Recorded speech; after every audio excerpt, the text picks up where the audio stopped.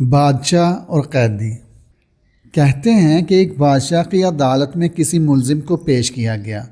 بادشاہ نے مقدمہ سننے کے بعد اشارہ کیا کہ اسے قتل کر دیا جائے۔ بادشاہ کے حکم پر پیادے اسے قتل گاہ کی طرف لے چلے تو اس نے بادشاہ کو برا بھلا کہنا شروع کر دیا۔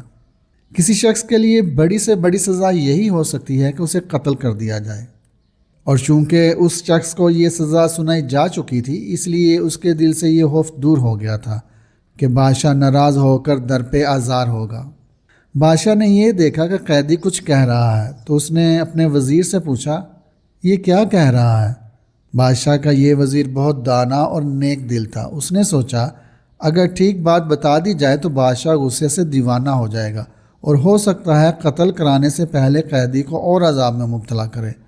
اس نے جواب دیا، جناب یہ کہہ رہا ہے اللہ پاک ان لوگوں کو پسند کرتے ہیں جو غصے کو ضبط کر لیتے ہیں، دوسروں کی خطائیں معاف کر دیتے ہیں اور لوگوں کے ساتھ بھلائی کرتے ہیں۔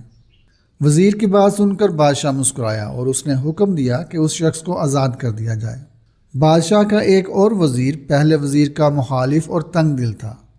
وہ خیر خواہی جتانے کے انداز میں بولا، بادشاہ نے ہمیں ایک اعلیٰ منصب پر فائز کیا ہے، یہ بات ہرگز مناسب نہیں ہے کہ کسی بادشاہ کے وزیر اسے دھوکے میں رکھیں اور سچ کے سوا کچھ اور زبان پر لائیں۔ حضور، وہ غصہ ضبط کرنے اور بلائی سے پیش آنے کی بات نہ کر رہا تھا۔ سچ یہ ہے کہ قیدی حضور کی شان میں گستاخی کر رہا تھا۔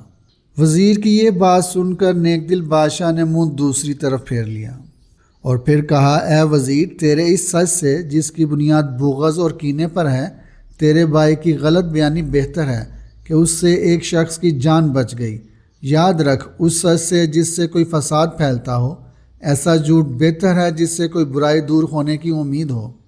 وہ سچ جو فساد کا سبب ہو، بہتر ہے نہ وہ زبان پہ آئے۔ اچھا ہے وہ کذب ایسے سچ سے جو آگ فساد کی بجھائے۔ حاسد وزیر بادشاہ کی یہ بات سن کر بہت شرمندہ ہوا۔ بادشاہ نے قیدی کو آزاد کر دینے کا فیصلہ بحال رکھا اور اپنے وزیروں کو نصیحت کی کہ بادشاہ ہمیشہ اپنے وزیروں کے مشورے پر عمل کرتے ہیں۔